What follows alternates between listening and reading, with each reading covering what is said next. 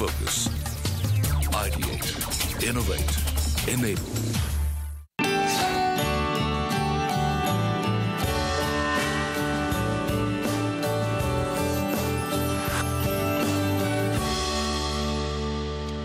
नमस्कार, India real estate guide special में आपका बहुत बहुत स्वागत है। आपके साथ मैं हूं विपिन भट्ट। तो रियल एस्टेट की जहां तक बात है, हम हर हफ्ते आपके लिए कुछ ना कुछ लेकर आ रहे हैं, क्योंकि इस समय बहुत सारी चीजें देश के अंदर ऐसी हो रही हैं, चाहे वो रियल एस्टेट से सीधे जुड़ी हो या ना जुड़ी हो, जिसका पूरा इम्पैक्ट रियल एस्टेट के अंदर आ रहा है। रेरा की चर्चा काफी हो चुकी है, अब इस वक्त बातें हो रही हैं जीएसटी की, इसके अलावा बैंक रेट्स को लेकर या फिर पीएमआईवाई जैसी योजना को लेकर। ये तमाम वो चीजें हैं जो रियल एस्टेट को डे टू डे पे प्रभावित कर रही हैं, और इन सब का प्रभाव आता है आप पे और हम पे, यानी जो रियल एस्टेट के खरीदार हैं, निवेशक हैं, उन सब पर। तो आज भी ढेर सारी बातें होंगी इस शो के अंदर, और देखेंगे कि नए हालात में अब रियल एस्टेट कैसे जा रहा है, और इसका इंडस्ट्री पे तो जो फर्क पड़ रहा है सो पड़ रहा है, लेकिन आपके ऊपर यानी जो घर खरीदार है उसके लिए इसके क्या मायने हैं और आगे कैसी सूरत अब बनती हुई दिखाई दे रही है। इसके लिए आज तीन खास मेहमान हमारे साथ हैं, और इन तीनों को आप बखूबी जानते हैं।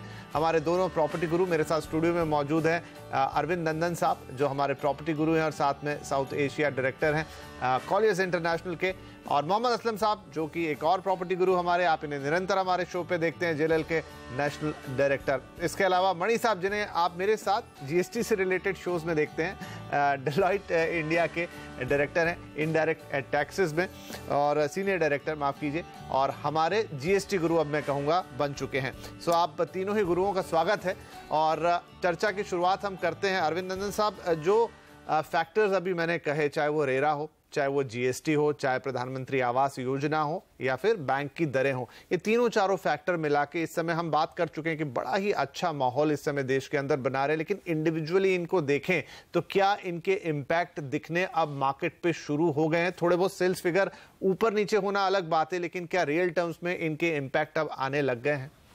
देखिए विपिन जी, जैसा पहले भी हमने बातें की हैं, इम्पैक्ट तो धीमा धीमा दिखाई पड़ना शुरू हो गया है ऑलरेडी।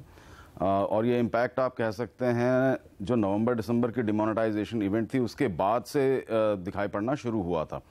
तो चाहे आप इंटरेस्ट रेट्स की जो लोअरिंग हुई न्यू ईयर ईव पे अनाउंसमेंट हुई, उसके बाद से रेरा, जीएसटी, ये ना भूलें कि बीच में बेनामी ट्रांजैक्शंस एक्ट के ऊपर भी काम हुआ। तो ये सारी चीज़ें, पीएमआईवाई जिसका आपने नाम लिया, तो ये सारी चीज़ें मिलकर अब धीरे धीरे स्ट्रक्चरली इस रियल एस्टेट इंडस्ट्री को काफ़ी सुदृढ़ता की तरफ ले जा रही हैं, और इसका इम्पैक्ट दिखना शुरू हो गया है, जैसा हमने कई दफ़े पहले चर्चा की है। राइट। लेकिन जो इस समय एक बड़ा पहलू है वो है जीएसटी का। असलम साहब, इससे पहले कि मणि साहब से इस पर एक्सपर्ट एडवाइस लें, लेकिन आप क्या कहेंगे? रेरा एक चीज थी, जीएसटी दूसरी चीज हो गई, इन दोनों को मिलाकर इस समय हलचल कैसी है बाजार में? मैं अगर बात कहूं डेवलपर कम्युनिटी इसे कैसे देख रही है?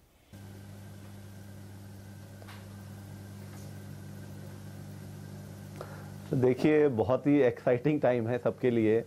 आज हम लोग अपने ऐसे प्रोफेशनल नीड के लिए जब भी किसी डेवलपर से मिलते हैं, तो आज उनके ऑफिस में आई थिंक सेल से ज़्यादा रेरा पे ही डिस्कशन ज़्यादा हो रहा है। हर कोई ये जानने के लिए कोशिश कर रहा है कि रेरा का इम्पैक्ट क्या है, बिकॉज बहुत अभी भी रेरा आने के बाद, सारे गाइडलाइंस आने के बाद भी काफ़ी कन्फ्यूजन है। काफ़ी लोगों को अभी तक आइडिया नहीं है कि वो जो 70-30 का है फॉर्मूला, वो किस तरह से काम होगा, आउटराइट बाय में क्या होगा, जेवी करेंगे तो क्या होगा, बाद में बायर्स को क्या वो कमिट कर सकते हैं, क्या नहीं कमिट कर सकते हैं। हर जगह सिर्फ यही जद्दोजहद चल रही है कि रेरा के ऊपर, उनके ऊपर कोई प्रॉब्लम ना आए। आई थिंक उसी का रीज़न है कि अभी तक हमने जो देखा है कि जो रजिस्ट्रेशन या जिन डेवलपर्स ने अपने को रेरा में रजिस्टर कराया उसकी संख्या अभी बहुत ही कम है।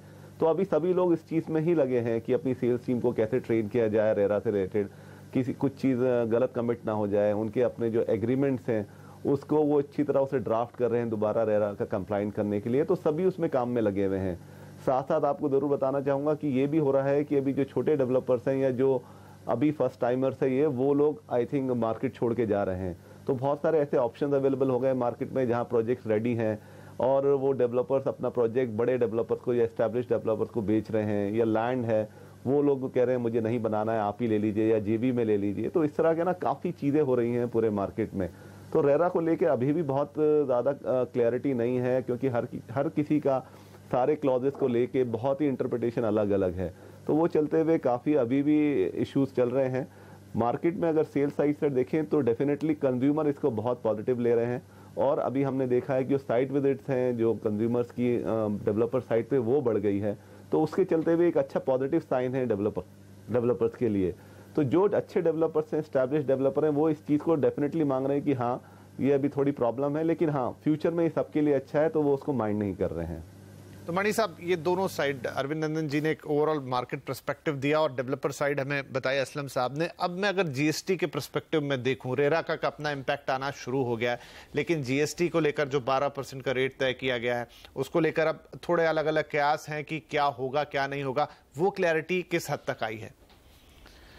पहली बात यह है कि जो कह रहे थे कि फॉर्मलाइजेशन ऑफ द सेक्टर, जिसकी जो बात चल रही थी कि छोटे जो बिल्डर हैं वो शायद अभी डिफ़िकल्टी में होंगे, वो शायद कंटिन्यू नहीं कर पाएंगे, ये एक्चुअली एक फीचर है जीएसटी एज अ होल की, और ये सिर्फ रियल एस्टेट सेक्टर तक सीमित नहीं है। सारे सेक्टर्स में हमने सेम ट्रेंड दिखा है। ब्रॉडली हो क्या रहा है कि इंडियन इकोनॉमी जो है वो बहुत फॉर्मलाइज सेक्टर हो रहा है, और ऑर्गेनाइज बिजनेसेस जो हैं वो जीएसटी के दायरे में ज़्यादा सक्सेसफुल रहेंगी, और जो बिजनेसेस अनऑर्गेनाइज्ड हैं या स्मॉलर हैं या नॉन फॉर्मल सेक्टर में हैं, अगर वो ऑर्गेनाइज कर जाती हैं, अगर वो जीएसटी के दायरे में आ जाती हैं, तो उनके लिए भी बेनिफिशियल रहेगा। रियल एस्टेट सेक्टर का जहाँ तक सवाल है, हमने ये देखा है कि गवर्नमेंट ने 12% टैक्स रखा है sale of under construction apartments के ऊपर, और उन्होंने ये कहा है कि यहाँ पर कोई क्रेडिट ओवरफ्लो नहीं हो पाएगी। ओके, इसका क्या मतलब हुआ? क्रेडिट ओवरफ्लो का मतलब है कि नॉर्मल बाकी सारे जो सेक्टर हैं, मान लीजिए कोई मैन्युफैक्चरिंग कंपनी है, वहां पर अगर जो इनपुट क्रेडिट मिलती है उसकी संख्या ज्यादा हो जाती है आउटपुट टैक्स के मुकाबले में, तो मैन्युफैक्चरर जो है उनको रिफंड ऑप्शन रहता है। ठीक है। अब जो डेवलपर है या बिल्डर है, उसकी जो इनपुट्स हैं, सीमेंट है, स्टील है, टाइल्स है, वेरियस आइटम्स हैं, उनके ऊपर अलग अलग रेट्स के ऊपर टैक्स फिक्स की गई हैं। सो फॉर इंस्टेंस सीमेंट के ऊपर 28% रेट ऑफ टैक्स रखा गया है। अब अगर डेवलपर की वैल्यू एडिशन बहुत ज़्यादा नहीं है, जिसकी वजह से वो सारे टैक्स क्रेडिट्स को यूज़ नहीं कर पाते हैं, तो उनको उसका रिफंड नहीं मिलेगा। ओके। अब इसकी वजह एक ये हो सकती है कि आज की तारीख में ये एसेस करना बहुत मुश्किल है, क्योंकि सारे रियल एस्टेट सेक्टर प्रोजेक्ट्स में लैंड की जो कॉस्ट है वो सिग्निफिकेंट है, पर वो बड़े शहरों में बहुत ज़्यादा सिग्निफिकेंट है। शायद छोटे शहरों में proportion of land cost to the overall construction cost will be different.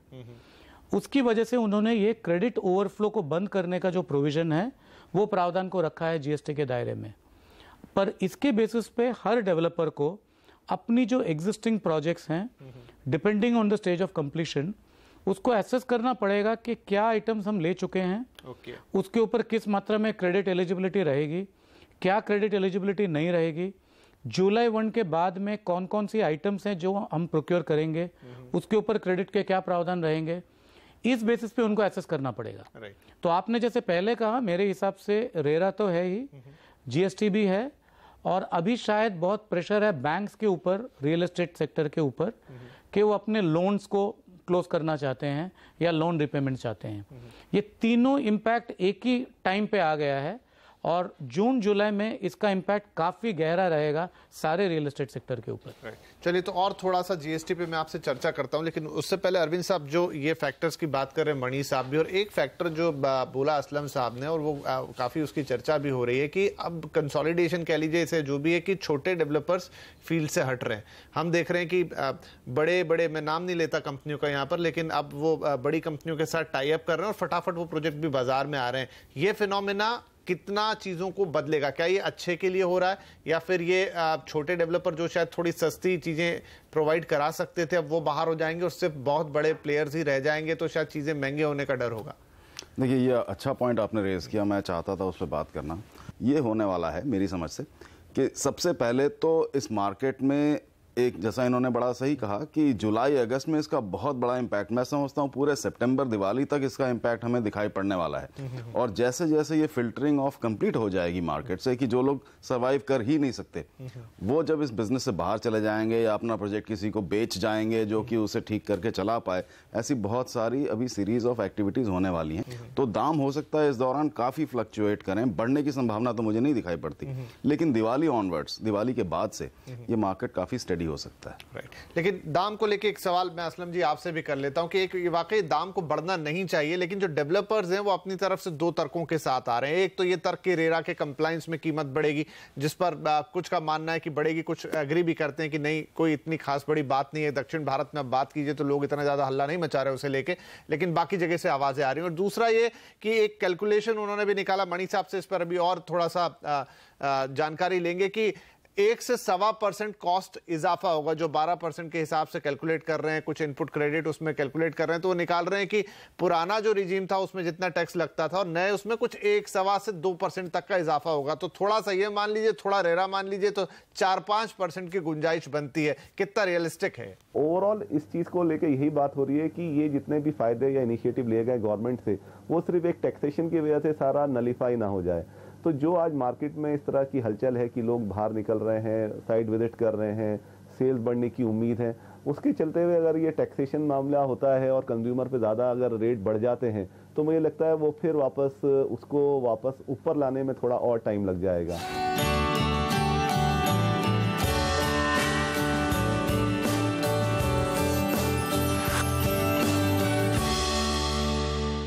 आपसे समझना चाहता हूं, 12% की बात हो रही, पुराना सिस्टम देखें तो 4.5% का वैट सर्विस टैक्स लगता था, 1% का वैट लगता था, 2-2.5% बाकी का जो इनपुट कॉस्ट होती थी उस पर तो कुछ 8, 8.5, 9% के आसपास चीज आती थी। अब वो 12 में से घटा दें तो 3% का डिफरेंस आता है।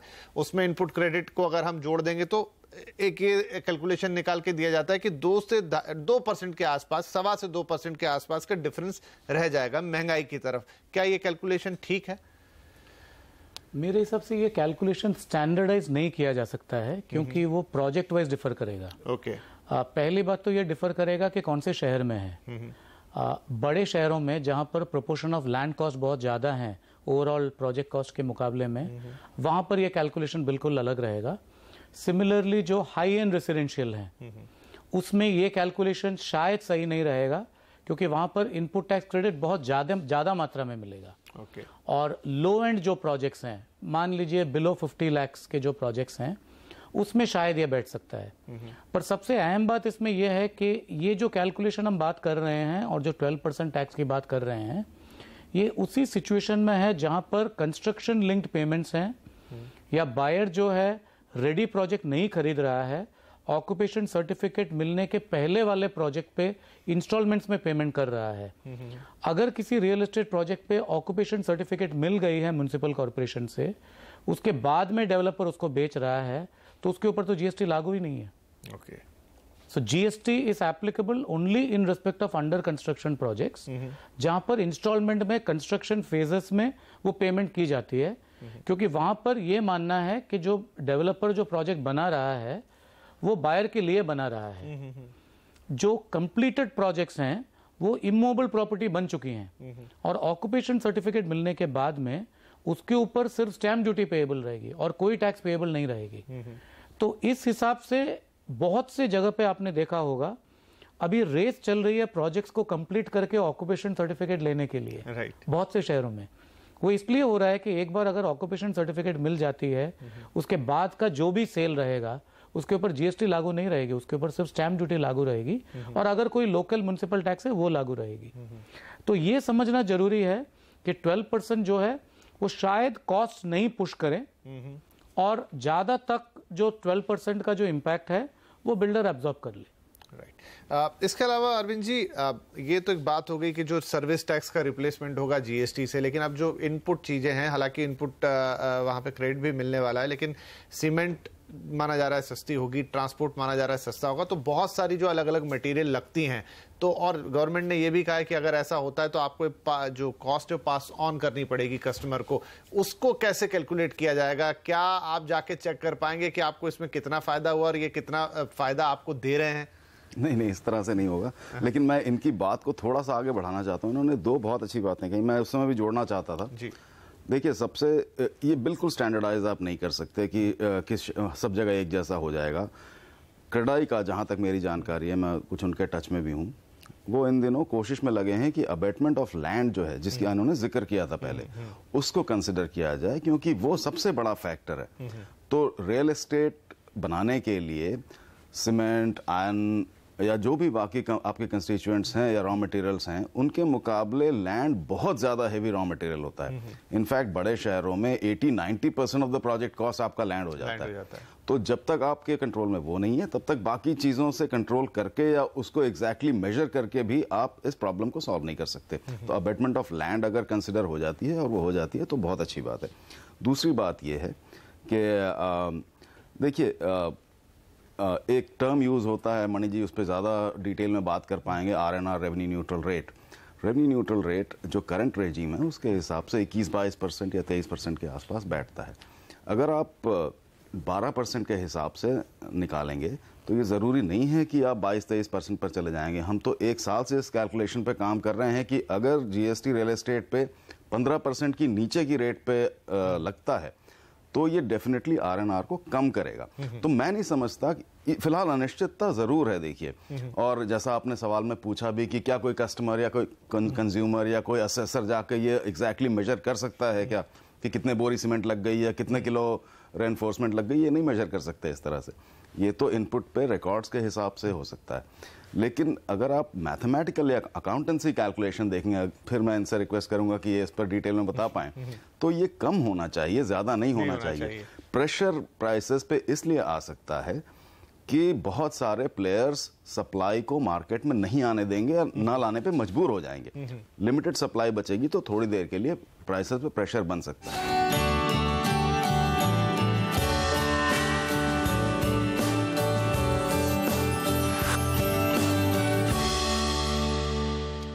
अबेटमेंट को भी थोड़ा समझना चाहूंगा, क्योंकि अभी भी एक लैंड अबेटमेंट अलग बात हो गई, लेकिन अभी भी जो कैलकुलेशन सर्विस टैक्स का था, 1/3 पे लगता था ना अबेटमेंट। तो क्या सेम फॉर्मूला GST में भी लागू रहेगा?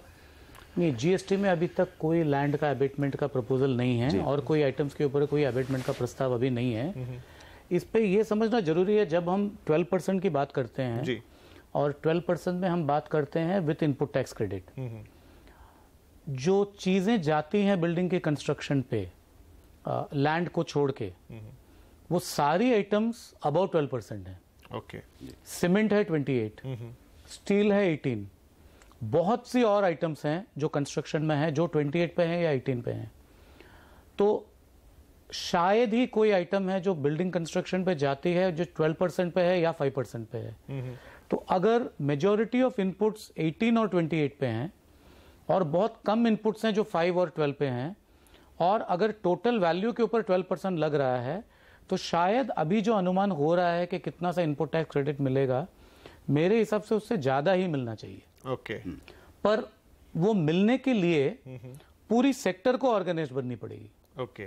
क्योंकि GST में क्या है, you are as good as your vendor and as good as your customer. तो अगर पूरी वैल्यू चेन टैक्स नहीं होती है, तो बिल्डर को क्रेडिट नहीं मिलेगा। उसकी वजह से क्या होगा, builders will also prefer to deal with people who are organised, who can provide a tax invoice, who have tax compliance. वो उनके साथ ही डील करना चाहेंगे। और अगर उनके प्रेजेंट दायरे में कुछ ऐसे लोग हैं जो रजिस्टर्ड नहीं हैं या स्मॉलर बिजनेसेस हैं, वो बिल्डर्स उनको कंपेल करेंगे कि वो रजिस्टर कर जाएं, नहीं तो उनको क्रेडिट नहीं मिलेगी। ओके। सो ओवरऑल जो पूरी जो वैल्यू चेन है जी, वो जब टैक्स के दायरे में आ जाती है, उसकी जो बेनिफिट्स होंगी वो बेनिफिट्स बहुत ज्यादा रहेंगी। ओके। इसलिए एक बिल्डर का जो एक प्रोजेक्ट है उसको देखने के सिवाय अगर हम पूरा वैल्यू चेन को देखेंगे, उस पे मेरे हिसाब से कैस्केडिंग बेनिफिट रहेगी। ओके। नॉर्मली जो टर्म कैस्केडिंग है वो इनडायरेक्ट टैक्स के दायरे में हम नेगेटिव सेंस में इस्तेमाल करते हैं, क्योंकि हम कहते हैं कैस्केडिंग ऑफ टैक्स है, टैक्स ऑन टैक्स है। पर यहाँ पर कैस्केडिंग ऑफ बेनिफिट्स रहेंगी। मतलब एक बेनिफिट के ऊपर और बेनिफिट मिलेगी। राइट। तो इसको, ये जो आप कह रहे हैं कैस्केडिंग ऑफ बेनिफिट है, तो ये पूरा वैल्यू चेन बनने में मेरे ख्याल से थोड़ा वक्त तो लगेगा, क्योंकि अभी तो बहुत ही, अगर नीचे का सेक्टर देखें तो अनऑर्गेनाइज्ड है। आप मजदूर लेंगे, आप रेती मंगाएंगे, उन चीजों की तो शायद रिसिप्ट भी उस तरीके से नहीं मिलती होगी। मैं ये समझता हूं कि इकोनॉमी को फॉर्मलाइज करने में बहुत कम वक्त लगेगा, ज़्यादा वक्त नहीं लगेगा।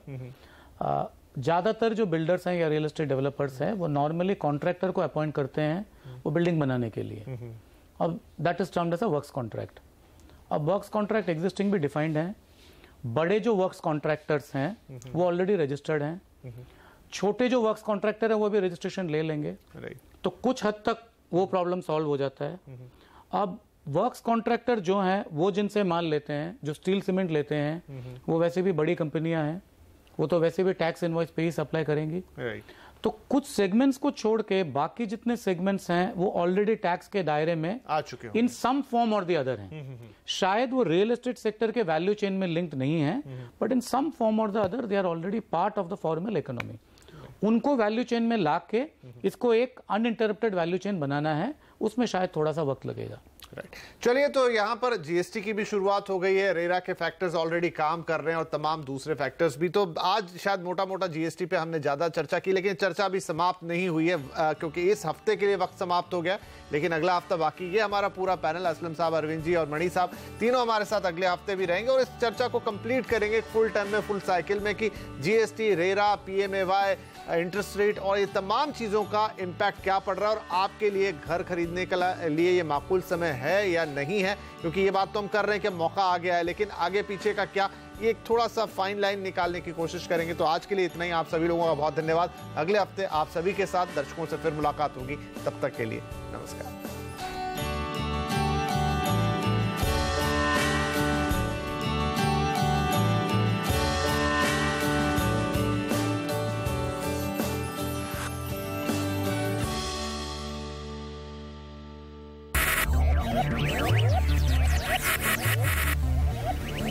Focus.